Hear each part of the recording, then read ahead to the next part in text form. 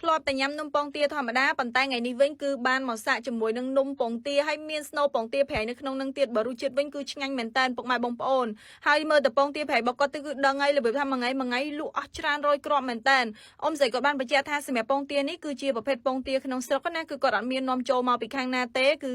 គាត់ស្គាល់កន្លែងដែលគេធ្វើពងទាក្នុងស្រុកហ្នឹងអញ្ចឹងគឺរសជាតិទទួលបានមកគឺឆ្ងាញ់ពុកម៉ែបងប្អូនហើយសម្រាប់នំវិញគឺថាឡើងទុនតែម្ដងហើយបានញ៉ាំនំរបៀបថាគាត់ដាក់ដុតថ្មីភ្លាមក្រៅក្តៅអីអញ្ចឹងអូយគឺឆ្ងាញ់ណាស់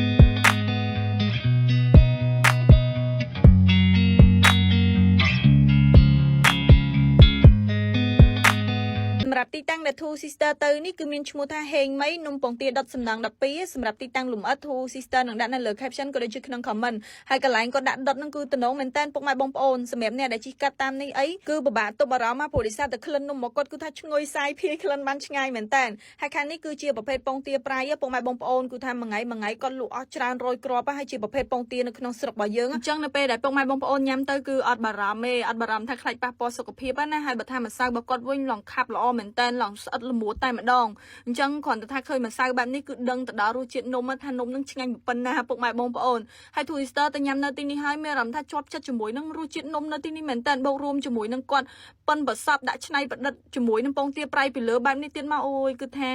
នំនេះ Twister ញ៉ាំហើយមានអារម្មណ៍ថាបំភ្លេចអត់បានហ្មងហើយចំណុចពិសេសក៏ដូចជាចំណុចដែលតាក់ទាញនៅកន្លែងរបស់គាត់គឺកន្លែងដាក់ដុតនំនឹងតែម្ដងពុកម៉ែបងប្អូនដូចកន្លែងខ្លះអញ្ចឹងយើងទៅដល់គឺឃើញតែនំដែលគេដុតស្រាប់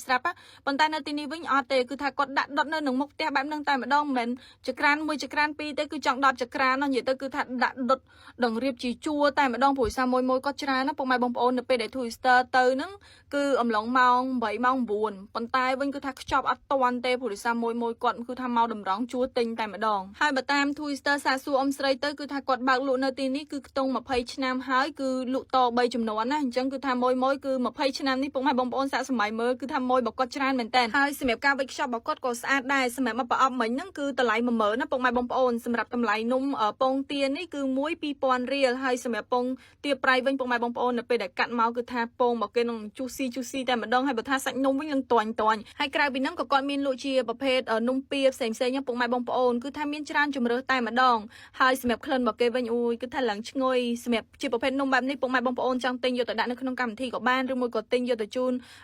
ប៉ាម៉ាក់ដែលគាត់ចាស់អីក៏បានដែរព្រោះដោយសារតែនំហ្នឹងគឺតុនអញ្ចឹងណាហើយគាត់ធ្វើចេញមកគឺអត់ផ្អែមទេអញ្ចឹងត្រឡប់មកវិញសម្រាប់វីដេអូរបស់ Twister ថ្ងៃនេះគឺមានតែប៉ុណ្្នឹងទេសម្រាប់ពុកម៉ែបងប្អូនដែលចង់ទៅទិញញ៉ាំគឺអាចទៅបានដែលគាត់មានបើកលក់ចាប់ពីម៉ោង7ព្រឹករហូតដល់ម៉ោង7ល្ងាចដែលទីតាំងហ្នឹងគឺនៅខាងផ្សារសំណង់12ពុកម៉ែបងប្អូនគឺថាស្រួលរកទេគឺនៅលើផ្លូវ265ផ្សារសំណង់12ហ្នឹងអញ្ចឹងសម្រាប់ព័ត៌មានលម្អិតផ្សេងទៀត Two Sister នឹងដាក់នៅលើ caption ក៏ដូចជាក្នុង comment បើសិនជាបានទៅទិញញ៉ាំហើយទទួលបានរសជាតិឆ្ងាញ់បែបណាជួយ comment ប្រាប់ Two Sister ផងបាយបាយ